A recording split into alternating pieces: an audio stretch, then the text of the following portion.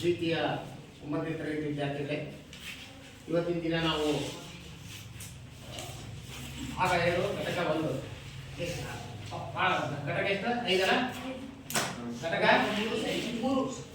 3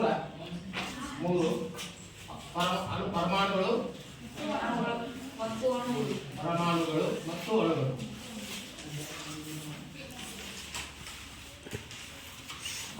ಮತ್ತು ಅಣುಗಳ ಬಗ್ಗೆ ಇವತ್ತಿನ ದಿನ ಅಭ್ಯಾಸ ಮಾಡೋಣ.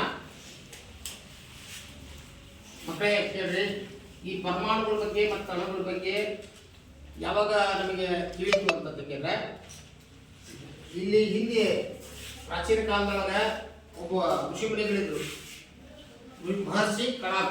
ಯಾರು? ಮಹರ್ಷಿ ಕಣಾದ. ಯಾವಾಗಿದ್ರು ಇವರು? ಕಣಾದವರು ಯಾವಾಗಿದ್ರು? ಕ್ರಿಸ್ತಪೂರ್ವ ಎಷ್ಟರಲ್ಲಿ? 500 ಇಸ್ವಿಯಲ್ಲಿ. ಅವರು ದ್ರವ್ಯದ ಕಲ್ಪನೆ ಬಗ್ಗೆ ತಿಳ್ಕೊಳ್ಳೋಕ್ಕೋಸ್ಕರ ಕುತೂಹಲ ಇತ್ತು ಅವರಿಗೆ. ಹಿಂದಿನ ಗ್ರೀಕ್ ತತ್ವಶಾಸ್ತ್ರಜ್ಞರು, ಯಾರು? ಗ್ರೀಕ್ ತತ್ವಶಾಸ್ತ್ರಜ್ಞರು. ಅದರಲ್ಲಿ ಇವರು ಮಹರ್ಷಿಗಳು. ಅಂದರೆ ಈ ಭೂಮಿ, ಈ ಒಂದು ಗಾಳಿ, ನೀರು, ಮಣ್ಣು, ಪ್ರತಿಯೊಂದು ವಸ್ತು ಎಲ್ಲಿಂದ ಆಗಿವೆ ಅನ್ನೋ ಒಂದು ಕುತೂಹಲ ಅವ್ರಿಗಿತ್ತಂತೆ. ಇದ್ರ ಜೊತೆಗೆ ಇನ್ನೊಬ್ಬರಿದ್ರು, ಪಕ್ಕುದಾನ್ ಜಾತಾಯನ. ಯಾರು? ಪಕ್ಕುದಾನ್ ಜಾಯನ ಅಂತ ಇವರು ಸಹ ಋಷಿಮುನಿಗಳು. ಇವ್ರಿಗೂ ಸಹ ಇತ್ತು ದ್ರವ್ಯವು ಯಾವ ವಸ್ತುವಿನಿಂದ ಇದರಿಂದ ಮಾಡಲ್ಪಟ್ಟಿದೆ ಅನ್ನೋ ಒಂದು ಕುತೂಹಲ ಅವರಿಗೆ ಇತ್ತು. ಅದಕ್ಕಿಂತ ಹಿಂದೆ ಯಾವ ವಿಜ್ಞಾನಿಗಳು ಈ ರೀತಿ ಅವರಿಗೆ ಯೋಚನೆಗಳೇ ಇರಲಿಲ್ಲ. ಇವ್ರ ನಂತರ ಅಂದ್ರೆ ಈ ಮಹರ್ಷಿ ಕಾಲದವರು ಪರಮಾಣುವಿನ ಬಗ್ಗೆ ಏನು ಹೇಳಿದ್ರಪ್ಪ ಅಂತಂದ್ರೆ, ಒಂದು ವಸ್ತುವನ್ನ ಅಥವಾ ದ್ರವ್ಯವನ್ನ, ಯಾವುದೋ ಒಂದು ವಸ್ತುವನ್ನ ವಿಭಜಿಸುತ್ತಾ ಹೋದಂತೆ ಅಂತಿಮವಾಗಿ ವಿಭಜಿಸಲಾಗದ ಒಂದು ಕಣ ದೊರೆಯುತ್ತೆ. ಆ ಕಣವನ್ನೇ ಅವರು ಏನಂತ ಕರೆದ? ಮಹರ್ಷಿ ಕಣದವರು ಪರಮಾಣು ಅಂತ ಕರೆದ್ರು. ಪರಮಾಣು ಉದಾಹರಣೆ ಒಂದು ಚಾಕ್ಪೀಸ್ ಇದೆ. ಈ ಚಾಕ್ಪೀಸ್ ಅನ್ನ ಪುಡಿ ಮಾಡ್ಕೊಂತ ಹೋದ್ರೆ ಕೊನೆಗೆ ಒಂದು ಸಣ್ಣ ಕಣ ದೊರೀತಿ. ಅದನ್ನ ಯಾವ ಕಾಲಕ್ಕೂ ವಿಭಜನೆ ಮಾಡಲಿಕ್ಕೆ ಸಾಧ್ಯವಿಲ್ಲ. ಅಂತಹ ಕಣವನ್ನ ಏನಂತ ಕರೆದ್ರು? ಅವರು ಪರಮಾಣು ಅಂತ ಕರೆದ್ರು. ನೆನಪಿಟ್ಕೊಳ್ಳಿ, ಮಹರ್ಷಿ ಕಾಲದವ್ರ ಪ್ರಕಾರ ಪರಮಾಣು ಎಂದರೆ ಏನಂತಕ್ಕೆ ಕೇಳಗಿದ್ರೆ ಹೇಳಬೇಕು, ಒಂದು ದ್ರವ್ಯವನ್ನ ಅಥವಾ ಒಂದು ವಸ್ತುವನ್ನ ವಿಭಜಿಸುತ್ತಾ ಹೋದರೆ ಅಂತಿಮವಾಗಿ ವಿಭಜಿಸಲಾಗದ ಒಂದು ಸೂಕ್ಷ್ಮ ಕಣ ಸಿಗುತ್ತೆ, ದೊರೆಯುತ್ತದೆ. ಆ ಕಣವನ್ನೇ ಅವರು ಏನಂತ ಕರೆದ್ರು? ಪರಮಾಣು ಎಂದು ಕರೆದರು. ಹಾಗೆ ಪಕ್ಕುದ ಕಾತಾಯನ ಅನ್ನೋ ಒಬ್ಬ ಮಹರ್ಷಿಗಳು, ಇವರು ಮಹರ್ಷಿಗಳೇ. ಅವರು ಸಹ ಒಂದು ವಸ್ತುವನ್ನ ವಿಭಜಿಸುತ್ತಾ ಹೋದಂತೆ ಕೊನೆಗೆ ವಿಭಜಿಸಲಾಗದಂತ ಒಂದು ಕಣ ಸಿಗುತ್ತೆ. ಅವರು ಸಹ ಅದನ್ನ ಪರಮಾಣು ಅಂತ ಕರೆದರು. ಇವ್ರು ಆದ್ಮೇಲೆ ಡೆಮೋಕ್ರಟಿಸ್ ಮತ್ತ ಲ್ಯೂಸಿಫ್ಟಸ್ ಅಂತ ವಿಜ್ಞಾನಿಗಳು ಬರ್ತಾರೆ. ಯಾರು? ಡೆಮೋಕ್ರಟಿಸ್. ಇನ್ನೊಬ್ಬರು ಯಾರು? ಲ್ಯೂಸಿಫ್ಟಸ್. ಇವರು ಕಣಾದವರಂತೆ ಒಂದು ಪರಮಾಣು ಬಗ್ಗೆ ಒಂದು ಡೆಫಿನೇಷನ್ ಮಾಡ್ತಾರೆ. ಭೌತಿಕವಾಗಿ ವಿಭಜಿಸಲಾಗದ ರಾಸಾಯನಿಕ ಕ್ರಿಯೆಯಲ್ಲಿ ಪಾಲ್ಗೊಳ್ಳುವಂತಹ, ಹಾಗೆ ದ್ರವ್ಯವನ್ನ ವಿಭಜಿಸುತ್ತಾ ಹೋದಂತೆ ಕೊನೆಗೆ ಅಂತಿಮವಾಗಿ ವಿಭಜಿಸಲಾಗದಂತಹ ಕಣ ದೊರೆಯುತ್ತೆ. ಜೊತೆಗೆ ಆ ಒಂದು ಕಣ ರಾಸಾಯನಿಕ ಕ್ರಿಯೆಯಲ್ಲಿ ಭಾಗವಹಿಸುತ್ತದೆ. ಹೌದಾ? ಭೌತಿಕವಾಗಿ ವಿಭಜಿಸಲಿಕ್ಕೆ ಸಾಧ್ಯವಿಲ್ಲ ಅನ್ನೋ ಒಂದು ಪದವನ್ನ ಹೇಳ್ತಾರೆ. ಅವಾಗ ಅದನ್ನೇ ಅವರು ಪರಮಾಣು ಅಂತ ಹೇಳ್ತಾರೆ. ಹೇಳ್ತಾರೆ ಪರಮಾಣು. ಒಂದು ವಸ್ತುವನ್ನ ವಿಭಜನೆ ಮಾಡ್ತಾ ಹೋದ್ರೆ ಕೊನೆಗೆ ವಿಭಜಿಸಲಾಗತಕ್ಕಂಥ ಕಣ ಸಿಗ್ತತಿ. ಅವಾಗ ಆ ಕಣ ರಾಸಾಯನಿಕ ಕ್ರಿಯೆಯಲ್ಲಿ ಪಾಲ್ಗೊಳ್ಳುವಂತಹ ಒಂದು ಶಕ್ತಿಯ ಪಡೆದಿರ್ತದೆ. ಅಂತದನ್ನೇ ಅವ್ರು ಏನಂತ ಕರೀತಾರೆ? ಪರಮಾಣು ಎಂದು ಕರೀತಾರೆ. ಇವ್ರೇನ್ ಮಾಡ್ತಾರೆ ಅಂತ ಕೊನೆಗೆ ಮುಂದೆ ಹೆಚ್ಚಿನ ದ್ರವ್ಯದ ಬಗ್ಗೆ ಹೆಚ್ಚಿನ ವಿಷಯನ ಅಧ್ಯಯನ ಮಾಡೋಕ್ಕೋಸ್ಕರ ಈ ನಿಯಮಗಳನ್ನ ಏನ್ ಮಾಡ್ತಾರೆ? ಹೊಸ ನಿಯಮಗಳನ್ನ ಕಂಡುಹಿಡಿತಾರೆ. ಆ ನಿಯಮಗಳು ಯಾವ ಪದ್ಧತಿಗೆ? ಒಂದೇದು ರಾಸಾಯನಿಕ ಸಂಯೋಜನೆಯ ನಿಯಮಗಳು. ಒಂದೇದು ಒಂದೇ ನಿಯಮ ಯಾವ್ದಪ್ಪ? ರಾಶಿ ಸಂರಕ್ಷಣಾ ನಿಯಮ. ರಾಶಿ ಸಂರಕ್ಷಣಾ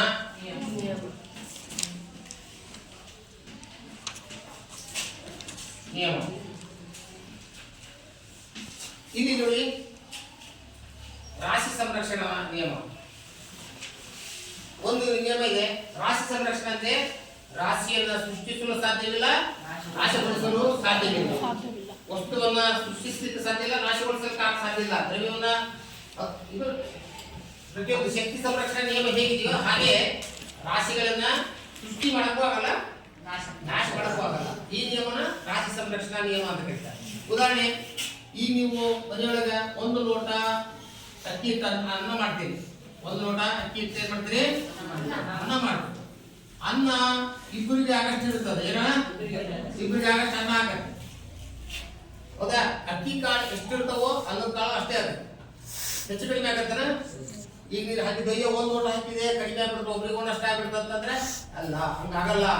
ಹೌದಲ್ಲ? ಈಗ ನೀವು ಟೀ ಮಾಡಕತ್ತಿರ್ತೀರಿ, ಸಕ್ಕರೆ 2 ಚಮಚ ಹಾಕಿದ್ರೆ 2 ಚಮಚದಷ್ಟೇ ಸಕ್ಕರೆ ಇರುತ್ತೆ. ಹೌದಾ?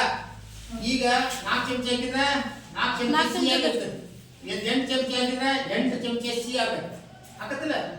ಸಕ್ಕರೆ ಜಾಸ್ತಿ ಆಗ್ತಾ ಆಗ್ತಾ ಹಾಕ್ತಾ ಹೋದಂತೆ ಸಕ್ಕರೆಯ ಸಿಹಿ ಇದಲ್ಲ ಗುಣ ಹೆಚ್ಚಾಗತ್ತೆ.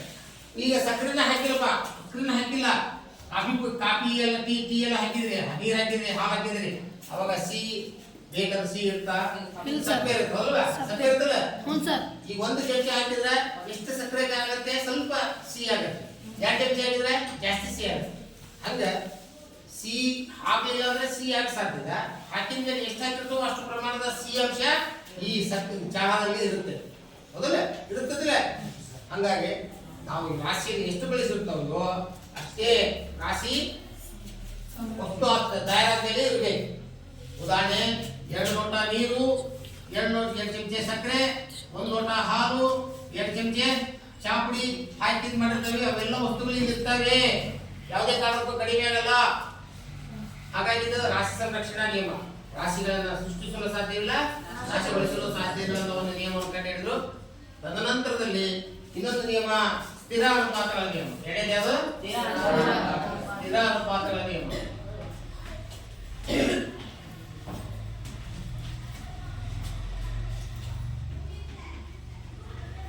ಎರಡನೇ ನಿಯಮ ಸ್ಥಿರ ಅನುಪಾತ. ಯಾವುದೇ ಒಂದು ಸಂಯುಕ್ತ ಆಗ್ಬೇಕಾದ್ರೆ ಅಲ್ಲಿ ನಾವು ಎಷ್ಟು ಪರಮಾಣುಗಳನ್ನ ಬಳಸಿರ್ತವೋ ಪ್ರತಿಯೊಂದಕ್ಕೂ ಒಂದು ಏನಿರುತ್ತೆ? ಅನುಪಾತನೇ ಇರುತ್ತೆ. ಈಗ ಉದಾಹರಣೆ, ನಿಮ್ಮ ಮನೆಗೆ ಒಂದು 4 ಜನ ಅಡಿಗೆ ಉತ್ಪನ್ನ ಅಂತ ಕೇಳಿದ್ರೆ ಅವ್ರಿಗೆ ಎಷ್ಟು ಅಕ್ಕಿ ಹಾಕ್ಬೇಕು, ಎಷ್ಟು ರೊಟ್ಟಿ ಮಾಡ್ಬೇಕು ಅನ್ನೋದು ತಾಯಿ ಗೊತ್ತಿರುತ್ತಿಲ್ಲ. ಈಗ 4 ಮಂದಿಗೆ 4 ಮಂದಿಗೆ ಆಗಷ್ಟು ಊಟ ಮಾಡಿದ್ರೆ ವೇಸ್ಟ್ ಆಗತ್ತಿಲ್ಲ. ಈಗ ಉದಾಹರಣೆ 1 ಗ್ರಾಮ್ ಅಂದ್ರೆ ಉದಾಹರಣೆ, ನೀವು 1 ಅಣು ನೀರು ಎಷ್ಟಾಗಿದ್ದೀರ? 1 ಅಣು ನೀರು ಅಂತ. 1 ಅಣು ನೀರು ಅಂದ್ರೆ ಕೇವಲ H2O. ಹೌದಾ? ಈಗ ಇದ್ರಾಗ ಹೈಡ್ರೋಜನ್ ಪರಮಾಣುಗಳು ಎಷ್ಟಿದಾವು? 2. ಆಕ್ಸಿಜನ್ ಪರಮಾಣುಗಳು ಎಷ್ಟಿದಾವು? 1.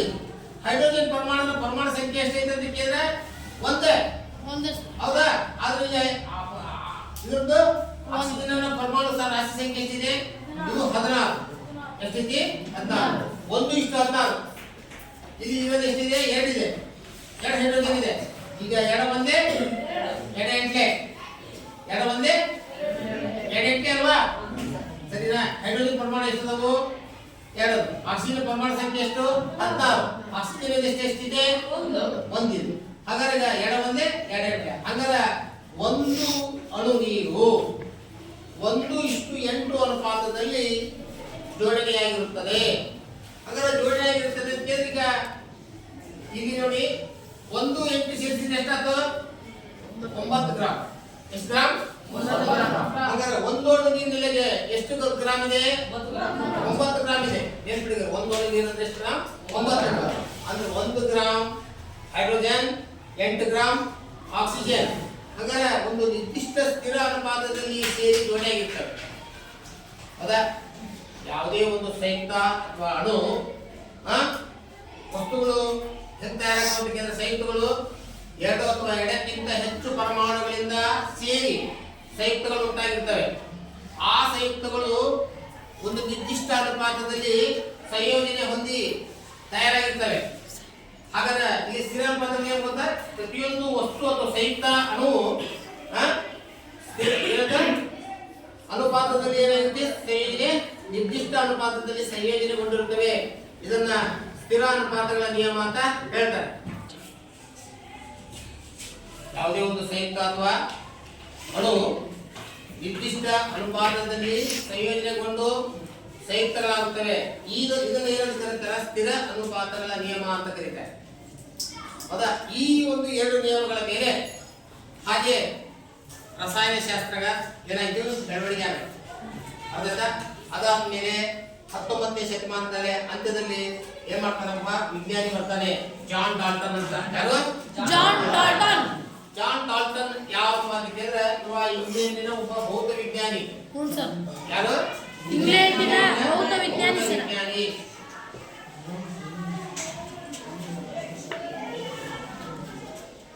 ಇಂಗ್ಲೆಂಡಿನ ಭೌತ ವಿಜ್ಞಾನಿ.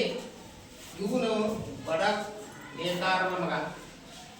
ಅಲ್ಲಿ ಬಡವರು, ಇಂಗ್ಲೆಂಡ್ನಾಗ ಬಡವರು ನೇಕಾರ ಮಗ. ಈತ 12ನೇ ವಯಸ್ಸಿಗೆ ಏನಾಕಣ, ಶಿಕ್ಷಕ. ಅದಾದ 5 ವರ್ಷದಲ್ಲಿ ಪ್ರಿನ್ಸಿಪಾಲ್ ಹಾಕೋಣ. ಏನಾಕಣ, ಅಂದ್ರೆ 17ನೇ ವಯಸ್ಸಿಗೆ ಪ್ರಾಂಶುಪಾಲ ಅಂದ್ರೆ ಏನು, ಪ್ರಿನ್ಸಿಪಾಲ್. ಕಾಲೇಜಲ್ಲಿ ಪ್ರಾಂಶುಪಾಲ ಅಂದ್ರೆ ಪ್ರಿನ್ಸಿಪಾಲ್. ಕಾಲೇಜ್ ಇರ್ತಾರೆ, ಹೈಸ್ಕೂಲಿಗೆ ಗೆಟ್ ಮಾಡ್ತಾರೆ. 17ನೇ ವಯಸ್ಸಿಗೆ ಪ್ರಾಂಶುಪಾಲರಾಗಿ ಇದೀಗ ಬೋಧನೆ ಅಂದ್ರೆ ಬಹಳ ಇಷ್ಟ. ಬೋಧನೆ ಮಾಡೋದು ಮತ್ತು ಪ್ರಯೋಗ ಮಾಡೋದು ಬಹಳ ಇಷ್ಟ. ಯಾವ ವಿಷಯ ಬೋಧನೆ ಮಾಡ್ತಾರ, ಗಣಿತ, ರಸಾಯನಶಾಸ್ತ್ರ ಮತ್ತು ಭೌತಶಾಸ್ತ್ರ 3 ವಿಷಯಗಳನ್ನ ಬೋಧನೆ ಮಾಡ್ತಾರೆ. ಅದರ ಏನು ಜೀವನದ ಮೇನ್ ಉದ್ದೇಶ ಬೋಧನೆ ಮಾಡೋದು ಮತ್ತು ಗಣಿತ, ಅನೇಕ ಪ್ರಯೋಗಗಳನ್ನು ಮಾಡೋದು. ಕೊನೆಗೆ ಈ ರೀತಿ ಮಾಡಿ ಬೋಧನೆ ಮಾಡ್ತಾ ಮಾಡ್ತಾ ಮಾಡ್ತಾ ಕೊನೆಗೆ ಒಂದು ಪರಮಾಣು ಸಿದ್ಧಾಂತವನ್ನು ಮಂಡನೆ ಮಾಡ್ತಾರೆ 1808ರಲ್ಲಿ ಏನು ಪರಮಾಣು ಸಿದ್ಧಾಂತವನ್ನು ಮಂಡಿಸ್ತಾನೆ.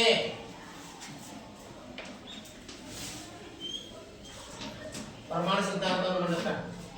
ಹಾಗಾಗಿ ಇವನು ಮಂಡನೆ ಆದ್ಮೇಲೆ, ಪರಮಾಣು ಸಿದ್ಧಾಂತ ಮಂಡನೆ ಮಾಡಿದ ಮೇಲೆ ಆಮೇಲೆ ದ್ರವ್ಯದ ಅಣು, ಪರಮಾಣು, ಸಂಯುಕ್ತ ಮತ್ತೆ ಇತರೆ ವಸ್ತುಗಳ ಬಗ್ಗೆ ಅಧ್ಯಯನ ಮಾಡಲಿಕ್ಕೆ ಏನಾಗುತ್ತೆ, ಇದು ಸಹಾಯ ಮಾಡುತ್ತೆ ಪರಮಾಣು ಸಿದ್ಧಾಂತ. ಗೊತ್ತಾ?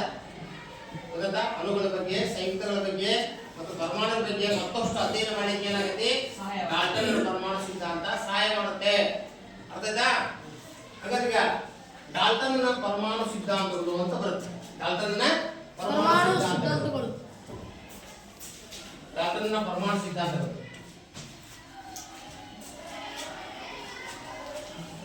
ಈಗ ಎಕ್ಸಾಮಿನೇಷನ್ ಆದವು ಡಾಲ್ಟನ್ನ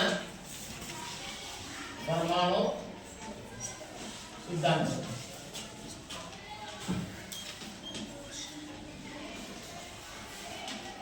ಒಂದೇ ಡಾಲ್ಟನ್ನ ಪರಮಾಣು ಸಿದ್ಧಾಂತ ಯಾರಾದ್ರೂ ಹೇಳ್ತೀರಿ?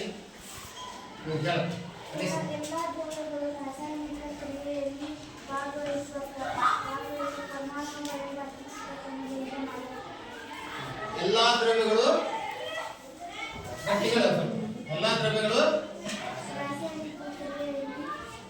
ರಾಸಾಯನಿಕ ಕ್ರಿಯೆಯಲ್ಲಿ ಭಾಗವಹಿಸುವ ಗಟ್ಟಿಗಳು.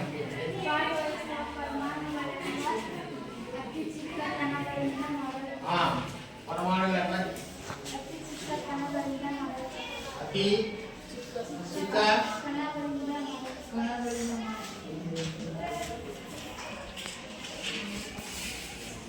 ಮಾಡಲ್ಪಟ್ಟಿವೆ. ಇದರಲ್ಲಿ ಎಲ್ಲಾ ದ್ರವ್ಯಗಳು, ಭೂಮಿಯಲ್ಲಿರ್ತಕ್ಕಂಥ ಪ್ರತಿಯೊಂದು ವಸ್ತು, ನೀರು, ಮಣ್ಣು, ಕಲ್ಲು, ಗಾಳಿ, ಪ್ರತಿಯೊಂದು ವಸ್ತುಗಳು ರಾಸಾಯನಿಕ ಕ್ರಿಯೆಯಲ್ಲಿ ಭಾಗವಹಿಸುವ ಪರಮಾಣುಗಳೆಂಬ ಅತಿ ಚಿಕ್ಕ ಕಣಗಳಿಂದಾಗಿ. ಹಂಗಾರೆ ತುಂಬಿ ಮಣ್ಣಾಗಲಿ, ನಾವು ಸೇವಿಸ್ತಕ್ಕಂಥ ಆಹಾರ ಪದಾರ್ಥಗಳಾಗಲಿ, ಪ್ರತಿಯೊಂದು ವಸ್ತುಗಳಾಗಲಿ ಅವೆಲ್ಲವೂ ದ್ರವ್ಯ. ಆ ದ್ರವ್ಯಗಳು ರಾಸಾಯನಿಕ ಕ್ರಿಯೆ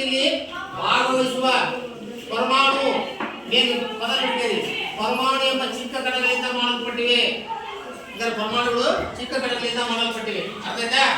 ಎರಡನೇದು ಮಹಾವೇಶ ಪರಮಾಣುಗಳು ಅಭೇದ್ಯ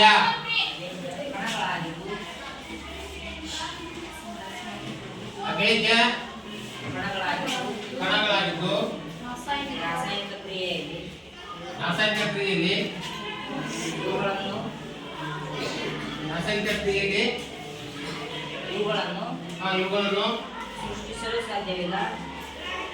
ಇವುಗಳನ್ನು ಸೃಷ್ಟಿಸಲು ಸಾಧ್ಯವಿಲ್ಲ ಅಥವಾ ನಾಶಗೊಳಿಸಲು ಸಾಧ್ಯವಿಲ್ಲ. ಸಾಧ್ಯವಿಲ್ಲ. ನೋಡಿ, ಪರಮಾಣುಗಳು ಅಭೇದ್ಯ ಕಣಗಳಾಗಿದ್ದು ರಾಸಾಯನಿಕ ಕ್ರಿಯೆಯಲ್ಲಿ ಇವುಗಳನ್ನು ಏನ್ ಮಾಡೋದು? ಸೃಷ್ಟಿಸೋಕೆ ಸಾಧ್ಯ ಇಲ್ಲ, ನಾಶಗೊಳಿಸೋಕೆ ಸಾಧ್ಯ ಇಲ್ಲ. ರಾಶಿ ಸಂರಕ್ಷಣಾ ನಿಯಮದ ಪ್ರಕಾರ ಪರಮಾಣು ಅಭೇದ್ಯ ಅಂದ್ರೆ ಅದನ್ನ ಅಷ್ಟು ಸುಲಭವಾಗಿ ವಿಭಜಿಸಲಿಕ್ಕೆ ಸಾಧ್ಯವಿಲ್ಲ, ಭೌತಿಕವಾಗಿ ವಿಭಜಿಸಲಿಕ್ಕೆ ಸಾಧ್ಯವಿಲ್ಲ. ಆದ್ರೆ ರಾಸಾಯನಿಕ ಕ್ರಿಯೆಯಲ್ಲಿ ಪಾಲ್ಗೊಳ್ಳುತ್ತದೆ. ಜೊತೆಗೆ ರಾಶಿ ಸಂರಕ್ಷಣಾ ನಿಯಮದ ಪ್ರಕಾರ ಅದನ್ನ ಸೃಷ್ಟಿಸೋಕೆ ಸಾಧ್ಯ ಇಲ್ಲ, ನಾಶಗೊಳಿಸಲಿಕ್ಕೆ ಸಾಧ್ಯವಿಲ್ಲ. ಒಂದು ನಿರ್ದಿಷ್ಟ ಧಾತುವಿನ ಪರಮಾಣುಗಳ ರಾಶಿ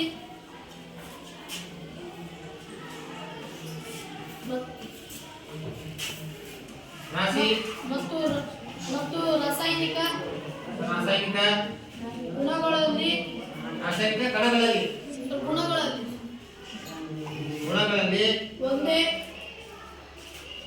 ಒಂದೇ ತೆರನಾಗಿರುತ್ತವೆ.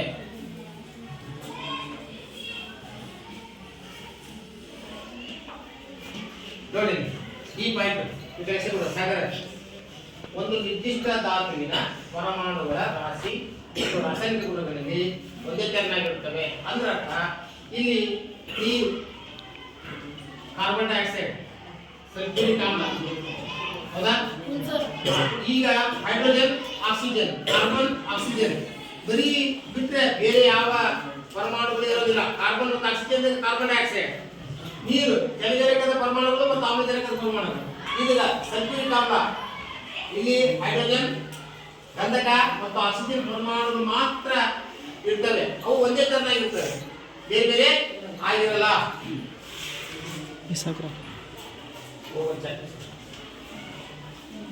ಪೂರ್ಣಗಳ ಮತ್ತೆ ಇನ್ನೊಂದ್ಸಲ ನೋಡಿ, ಡಾಕ್ಟರ್ನ ಪ್ರಮಾಣ ಸಿದ್ಧಾಂತಗಳ ಎಕ್ಸಾಮ್ ಕೇಂದ್ರ ಮಾರ್ಕ್ಸಿಗೆ ಎಲ್ಲಾ ದ್ರವ್ಯಗಳು ರಾಸಾಯನಿಕ ಕ್ರಿಯೆಯಲ್ಲಿ ಭಾಗವಹಿಸುವ ಪರಮಾಣುಗಳೆಂಬ ಅತಿ ಚಿಕ್ಕ ಕಣಗಳಿಂದ ಮಾಡಲ್ಪಟ್ಟಿವೆ. ಎರಡನೇದು, ಪರಮಾಣುಗಳು ಅಭೇದ್ಯ ಕಣಗಳಾಗಿದ್ದು ರಾಸಾಯನಿಕ ಕ್ರಿಯೆಯಲ್ಲಿ ಇವುಗಳನ್ನು ಸೃಷ್ಟಿಸಲು ಸಾಧ್ಯವಿಲ್ಲ, ನಾಶಗೊಳಿಸಲು ಸಾಧ್ಯವಿಲ್ಲ. ಒಂದು ನಿರ್ದಿಷ್ಟ ಧಾತುವಿನ ಪರಮಾಣುಗಳ ರಾಶಿ ಮತ್ತು ರಾಸಾಯನಿಕ ಗುಣಗಳಿಗೆ ಒಂದೇ ತೆರನಾಗಿರುತ್ತವೆ. ಈ ಮೂರುಗಳು ಓಕೆನ್ರಿ. ಈಗ ನೆಕ್ಸ್ಟ್ ನಾಲ್ಕನೇ ಗುಣ.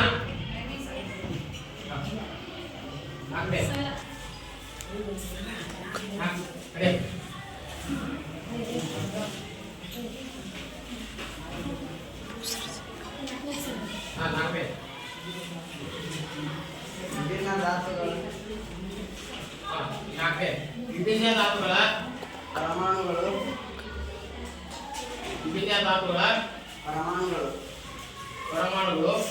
ವಿಭಿನ್ನ ರಾಶಿ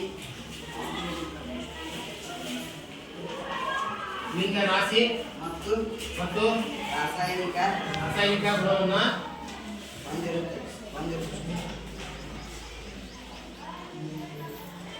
ಗುಣವನ್ನು ಹೊಂದಿರುತ್ತವೆ. ಇಲ್ಲಿ ನೋಡಿ, ಹೇಳ್ತಾನೆ ಇದು ನಾಲ್ಕನೇ ಗುಣ. ಕೇಳಿ, ಲಕ್ಷ್ಯ ಕೊಡಿ. ವಿಭಿನ್ನ ಧಾತುಗಳ ಪರಮಾಣುಗಳು ಅಂತ ಕೇಳಿದ್ರೆ ಉದಾಹರಣೆ ಹೈಡ್ರೋಜನ್, ಆಕ್ಸಿಜನ್, ಕಾರ್ಬನ್, ನೈಟ್ರೋಜನ್, ಹೀಗೆ ಬೇರೆ ಬೇರೆ ಭಿನ್ನ ಜಾತಿಯ ಪರಮಾಣುಗಳು. ಆಕ್ಸಿಜನ್ ಬೇರೆ, ಹೈಡ್ರೋಜನ್ ಬೇರೆ, ಕಾರ್ಬನ್ ಬೇರೆ, ನೈಟ್ರೋಜನ್ ಬೇರೆ. ಹಾಗಾದ್ರೆ ವಿಭಿನ್ನ ರಾಶಿ. ಹೈಡ್ರೋಜನ್ ರಾಶಿ 1, ಕಾರ್ಬನ್ನಿನ ರಾಶಿ 16, ಇದ್ರ ತಿಂಗಳದ್ದು 12, ನೈಟ್ರೋಜನ್ 14. ನೋಡಿ ಪರಮಾಣು ರಾಶಿ ಎಲ್ಲದೂ ಒಂದೇ ತರ ಆಗಿದೆಯಾ? ಹಾಗಾದ್ರೆ ಈ ಆಕ್ಸಿಜನ್ ಗುಣ ಬೇರೆ, ಹೈಡ್ರೋಜನ್ ರಾಸಾಯನಿಕ ಗುಣ ಬೇರೆ, ಕಾರ್ಬನ್ ರಾಸಾಯನಿಕ ಗುಣ ಬೇರೆ, ನೈಟ್ರೋಜನ್ ರಾಸಾಯನಿಕ ಗುಣ ಬೇರೆ. ಈ ಗುಣಗಳು ಬೇರೆ ಬೇರೆ, ಧಾತುಗಳು ಬೇರೆ ಬೇರೆ, ಧಾತುಗಳು ಬೇರೆ ಬೇರೆ, ಗುಣಗಳು ಬೇರೆ. ಹೌದಲ್ಲ? ಇವು ಎಲ್ಲವೂ ಒಂದೇ ತರನಾಗಿರ್ತಾವ, ಒಂದೇ ರೀತಿಯ ಗುಣ ಹೊಂದಿರ್ತಾವ, ಒಂದೇ ರೀತಿಯ ರಾಶಿಯನ್ನು ಹೊಂದಿರ್ತಾವ. ರಾಶಿ ಬೇರೆ. ಈಗ ಉದಾಹರಣೆ ನೀವು ಓದಿರಿ. ಈಗ ಇವನು ಸಾಗರ್ ಗುಡಿಮನಿ ಮತ್ತೆ ಮಹೇಶ ಎಲ್ಲರೂ ಒಂದೇ ತರನಾಗಿದ್ರಿ, ಎಲ್ಲ ಬೇರೆ ಬೇರೆ ಇಲ್ವಾ? ಹೌದಲ್ಲ? ನಿಮ್ ತೂಕ ಬೇರೆ ಐತಿ, ನಿನ್ ಗುಣನೇ ಬೇರೆ ಐತಿ, ಅವ್ನ ಗುಣನೇ ಬೇರೆ ಐತಿ, ಅವ್ನ ತೂಕನೇ ಬೇರೆ ಐತಿ. ಹಂಗ ಪರಮಾಣುಗಳು ಸಹ ಎಷ್ಟದವು ಪ್ರಕೃತಿಯಲ್ಲಿ 118 ಧಾತುಗಳಿವೆ. ಎಷ್ಟದವ? 118 ಧಾತುಗಳಿವೆ. ಅವುಗಳೆಲ್ಲವೂ ವಿಭಿನ್ನ ಮತ್ತು ಅವುಗಳ ರಾಶಿಯೂ ಸಹ ಭಿನ್ನ ಭಿನ್ನವಾಗಿರುತ್ತೆ. ಅರ್ಥ ಆಯ್ತಾ? ತಿಳಿದಾ? ಐದೇ ಗುಣ, ತೊಂಬತ್ತು ಗುಣ.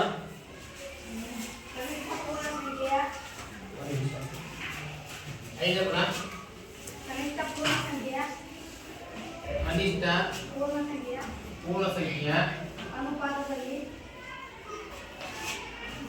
ಅನುಪಾತದಲ್ಲಿ ಪರಮಾಣುಗಳ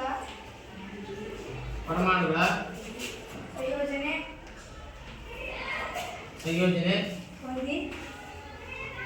ಹೊಂದಿ ಸಂಯುಕ್ತಗಳನ್ನು ಉಂಟು ಮಾಡುತ್ತದೆ.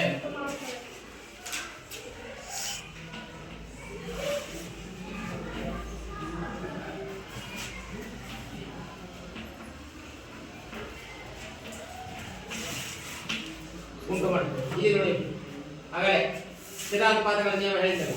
ಮೊದಲ ಸ್ಥಿರಾನುಪಾತಗಳ ನಿಯಮದ ಪ್ರಕಾರ ಪ್ರತಿಯೊಂದು ಸಂಯುಕ್ತ ಅಥವಾ ಅಣು ಅದು ನಿರ್ದಿಷ್ಟ ಅನುಪಾತದಲ್ಲಿ ಸಂಯೋಜನೆ ಹೊಂದಿರ್ತವೆ. ಉದಾಹರಣೆ ನಾನು ನೀರಿನ ಬಗ್ಗೆ ಹೇಳಿದೆ. ನೀರು 1:8 ಅನುಪಾತದಲ್ಲಿ ನೀರು ತಯಾರಾಗಿದೆ. ನೀರು ಎಷ್ಟಿದ್ರಿಂದ 1:8 ಅಂದ್ರೆ ಹೈಡ್ರೋಜನ್ 1 ಅನುಪಾತ, ಆಕ್ಸಿಜನ್ 8 ಅನುಪಾತ. ಹಂಗಾರೆ ಇದು ನಿರ್ದಿಷ್ಟ ಅನುಪಾತದಲ್ಲಿ ಸಂಯೋಜನೆ ಹೊಂದಿ ಏನಾಗಿರ್ತವೆ? ಸಂಯುಕ್ತಗಳನ್ನ ಉಂಟು ಮಾಡುತ್ತವೆ. ಕಾರ್ಬನ್ ಡೈಆಕ್ಸೈಡ್ ಆಗಿರ್ಬೋದು, ಆಮೇಲೆ ಸಲ್ಫ್ಯೂರಿಕ್ ಆಮ್ಲ ಆಗಿರ್ಬೋದು, ಆಮೇಲೆ ಗ್ಲೂಕೋಸ್ ಆಗಿರ್ಬೋದು, C6H12O6. ಇದು ನೋಡಿದೆ, ಸಿ ಮತ್ತು O ಸಮಾನ ಪ್ರಮಾಣ, ಒಂದು ಪ್ರಮಾಣ, ಇದು ಒಂದು ಪ್ರಮಾಣ. ಹೆಚ್ಚಿನದು ಎಷ್ಟಿದೆ? 12 ಇದೆ. 12 ಅಂದ್ರೆ ಎಷ್ಟು ಪ್ರಮಾಣ? 2. 6 1 6, 6 7 12, 6 1 6. 1 ಅನುಪಾತ 2 ಅನುಪಾತ 3. ಇದು ಗ್ಲೂಕೋಸ್ 1:2:1 ಅನುಪಾತದಲ್ಲಿ ಸಂಯೋಜನೆ ಹೊಂದಿ ಗ್ಲೂಕೋಸ್ ಅನ್ನು ತಯಾರಾಗುತ್ತೆ. ಅಂದ್ರೆ ಭೂಮಿಯಲ್ಲಿರ್ತಕ್ಕಂಥ ಪ್ರತಿಯೊಂದು ವಸ್ತುವು ಇಷ್ಟಿಷ್ಟೇ ಅನುಪಾತದಲ್ಲಿ ಜೋಡಣೆಗೊಂಡು ಸಂಯುಕ್ತಗಳಾಗುತ್ತವೆ. ಅರ್ಥ ಆಯ್ತಾ?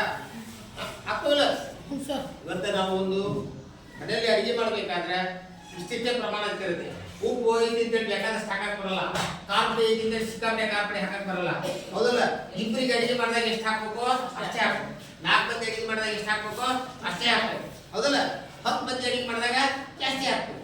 ಅಂದ್ರೆ ಪ್ರಮಾಣ ಮೀರಿ ಹಾಕಿದ್ರೆ ಏನಾಗುತ್ತೆ? ಕಾರ್ಪುಡಿ ಜಾಸ್ತಿ ಆಗಿದ್ರೆ ಖಾರ ಆಗುತ್ತೆ, ಉಪ್ಪು ಜಾಸ್ತಿ ಆಗಿದ್ರೆ ಉಪ್ಪು ಆಗುತ್ತೆ, ಹುಳಿ ಜಾಸ್ತಿ ಆಗಿದ್ರೆ ಹುಳಿ ಆಗುತ್ತೆ. ಹೌದಲ್ಲ? ಹಾಗಾದ್ರೆ ಅವಾಗ ಊಟ ರುಚಿ ಬರುತ್ತಾ? ರುಚಿ ಬರಲ್ಲ. ಹಾಗಾಗಿ ನಮ್ಮ ಮನೆಯಲ್ಲಿ ಮಾಡುವಂತ ತಾಯಿ ಅಡಿಗೆ ಮಾಡುವಾಗ ಎಷ್ಟು ನೀರ ಮಾಡ್ತಾರೆ ಅಂತ ಕೇಳಿದ್ರೆ ಸ್ವಲ್ಪ ಸಾರು ಮಾಡಿದಾಗ ರುಚಿ ನೋಡ್ತಾರೆ. ಒಂದು ಚಮಚದಾಗ ಯಾಕೆ ಗೊತ್ತೈತೆ? ಉಪ್ಪು ಕಡಿಮೆ ಐತೆ, ಕಾರ್ಪುಡಿ ಕಮ್ಮಿ ಆಗೈತೆ, ಹುಳಿ ಕಮ್ಮಿ ಆಗೈತೆ ಅಂತ ನೋಡ್ತಾರೆ. ಅವಾಗ ಅದೆಲ್ಲ ನೋಡಿ ಕರೆಕ್ಟ್ ಹಾಕಿದಾಗ ಅವಾಗ ಅದು ನಮಗೆ ಒಳ್ಳೆ ಸಾರಾಗುತ್ತೆ. ಹಂಗೆ ಪ್ರತಿಯೊಂದು ಸಂಯುಕ್ತಗಳು ಉಂಟಾಗಬೇಕಾದ್ರೆ ಅವುಗಳ ಪರಮಾಣುಗಳು ಏನು ನಿರ್ದಿಷ್ಟ ಅನುಪಾತದಲ್ಲಿ ಸಂಯೋಜನೆ ಗೊಂಡಿರ್ತವೆ. ಆ ನಿರ್ದಿಷ್ಟ ಅನುಪಾತ ಸಂಯೋಜನೆ ಅಂದ್ರೆ ಅವು ಸಂಯುಕ್ತನೇ ಆಗಲ್ಲ, ಸಾಧ್ಯ ಇಲ್ಲ. ಅರ್ಥಾಯ್ತಾ? ಈಗ ಮ್ಯಾಗ್ನೀಸಿಯಂ ಕ್ಲೋರೈಡ್ ಅಂತ ಬರುತ್ತೆ. ಮ್ಯಾಗ್ನೀಸಿಯಂ ಕ್ಲೋರೈಡ್, ಮ್ಯಾಗ್ನೀಸಿಯಂ ಅನ್ನೋದು 1, ಕ್ಲೋರಿನ್ ಅನ್ನೋದು 2. ಇದರ ಪ್ರಮಾಣ ರಾಶಿ 35.5, ಮ್ಯಾಗ್ನೀಸಿಯಂ 24, 35.5. ಹೌದಾ? ಇದು ಅನುಪಾತ. ಈಗ ಈ ಅನುಪಾತದಲ್ಲಿ ಇದು 35 ಈಗ ಹೇಳಿದ್ರು 35 ಎಷ್ಟಾಗ್ತದೆ? 71 ಎಷ್ಟಾಗ್ತದೆ? 71. ಹೌದಾ? 24 ಮೂಲೆ ಎಷ್ಟಾಗತ್ತೆ? 72. ಅಂದ್ರೆ 1:3 ಅನುಪಾತ. ಎಷ್ಟು ಅನುಪಾತದಲ್ಲಿ? 1:3 ಅನುಪಾತದಲ್ಲಿ ಮ್ಯಾಗ್ನೀಸಿಯಂ ಕ್ಲೋರೈಡ್ ತಯಾರಾಗಿರುತ್ತೆ. ಹಾಗೆ ಕಾರ್ಬನ್ ಡೈಆಕ್ಸೈಡ್ ನೋಡೋಣ. ಕಾರ್ಬನ್ ಇಂದ ಎಷ್ಟಪ್ಪ ಅಂತ ಕೇಳಿದ್ರೆ 12 ಪರಮಾಣು ರಾಶಿ. ಇದ್ರದ್ದು 16. ಈಗ ನೋಡಿ 4 ಮೂಲೆ 12 ಕಾರ್ಬನ್ ಡೈಆಕ್ಸೈಡ್ ತಯಾರಾಗಿದೆ ಎಷ್ಟು ಅನುಪಾತದಲ್ಲಿ 3 ಅನುಪಾತದಲ್ಲಿ 3 ಪ್ರಮಾಣ ಕಾರ್ಬನ್ ಆಕ್ಸಿಜನ್ 4 ಪ್ರಮಾಣ ಹೌದಾ 4 ಅನುಪಾತದಲ್ಲಿ ಜೋಡಿಯಾಗಿರುತ್ತೆ ಇಲ್ಲಿ ಓ ಆಕ್ಸಿಜನ್ ಹೇಳಿದೆ 12 32 12 ಈಗ 4 ಒಂದೇ 4 ಅಂತೆ 4 8 32 ಸಾರಿ 3:8 ಅನುಪಾತ ಎಷ್ಟು ಅನುಪಾತದಲ್ಲಿ 3:8 ಅನುಪಾತದಲ್ಲಿ ಕಾರ್ಬನ್ ಡೈಆಕ್ಸೈಡ್ ತಯಾರಾಗುತ್ತೆ ಅರ್ಥ ಒಟ್ಟಾರೆ 8 3 11 ಗ್ರಾಂ ಎಷ್ಟು 3 8 3 11 ಗ್ರಾಂ 1 8 9 ಗ್ರಾಂ ಈಗ ಇಲ್ಲಿ 12 32 ಮಾಡಿದಾಗ 3 8 ಬಂದ್ರೆ 4 12 4 8 32 3:8 ಕರೆಕ್ಟ್ ಇದೆ 11 ಗ್ರಾಂ ಅಂತ ಅಂದ್ರೆ ಇದು 1:3 ಅಂತ ಕೇಳಿದ್ರೆ 1 3 4 ಗ್ರಾಂ 4 ಗ್ರಾಂ ಮೆಗ್ನೀಸಿಯಂ ಇದು ಸ್ಥಿರ ಅನುಪಾತಗಳು ಏನ್ ಬರ್ತದಲ್ಲ ಆ ನಿಯಮದ ಮೇಲೆ ಈ 5ನೇ ಸಿದ್ಧಾಂತ ಎಷ್ಟೇ ಸಿದ್ಧಾಂತ 5ನೇ ಸಿದ್ಧಾಂತ ಈಗ 6ನೇ ಸಿದ್ಧಾಂತವನ್ನ ಈಗ 6ನೇ ಸಿದ್ಧಾಂತ ಒಂದು ಸಂಯುಕ್ತದಲ್ಲಿನ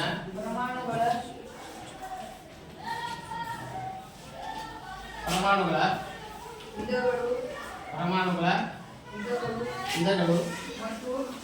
ವಿಧಗಳು ಮತ್ತು ಸಾಪೇಕ್ಷ ಪರಮಾಣು ರಾಶಿ ಸಾಪೇಕ್ಷ ಪರಮಾಣು ರಾಶಿ ಸಾಪೇಕ್ಷ ಸಂಕೇತಗಳು ಸ್ಥಿರವಾಗಿರುತ್ತದೆ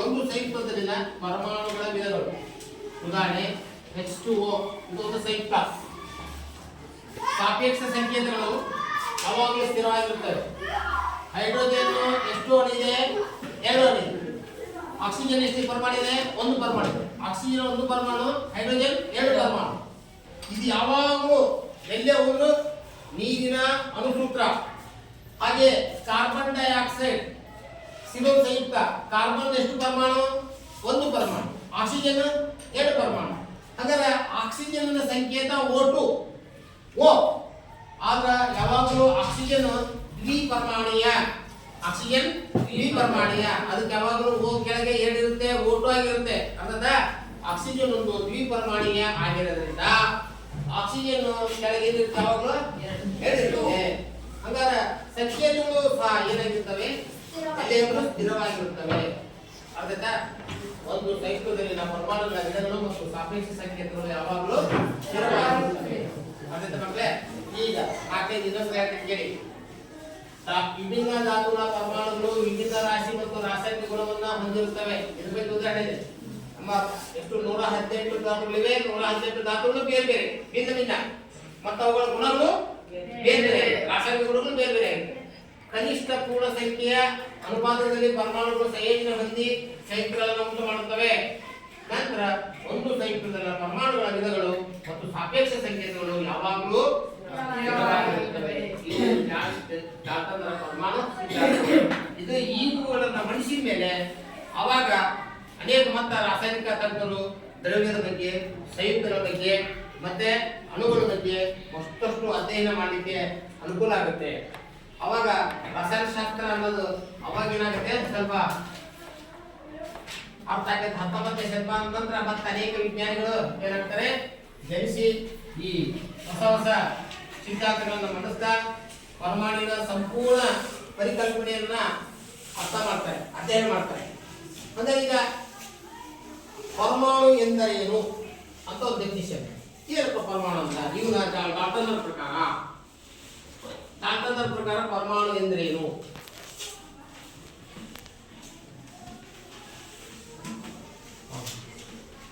ಪರಮಾಣು ಇವ್ರ ಪ್ರಕಾರ ಪರಮಾಣು ಅಂದ್ರೆ ಏನಂದ್ರೆ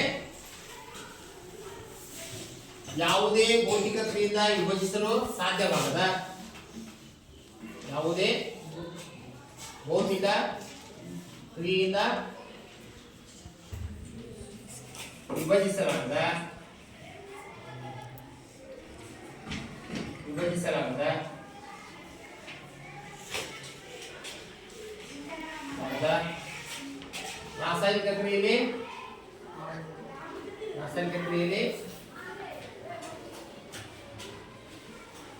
ಪಾಲ್ಗೊಳ್ಳುವ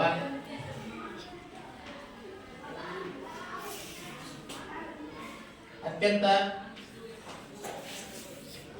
ಸೂಕ್ಷ್ಮತಮ ಕಣವನ್ನು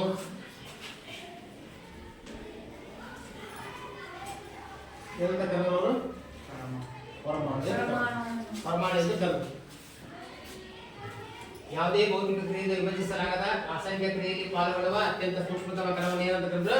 ಪರಮಾಣು ಎಂದು ಕರೆದರು.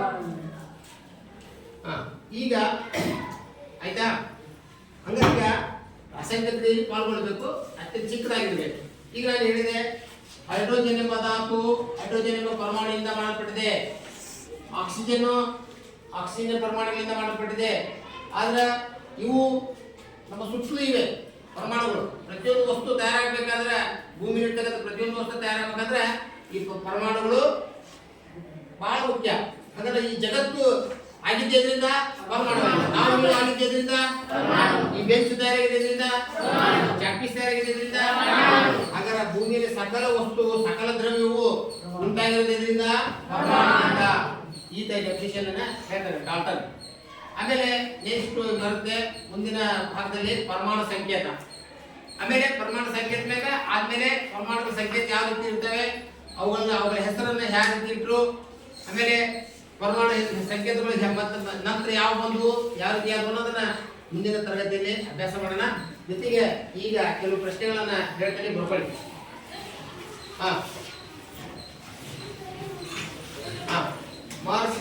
ಮಹರ್ಷಿ ಕಣದವರ ಪ್ರಕಾರ ಪರಮಾಣು ಎಂದರೇನು?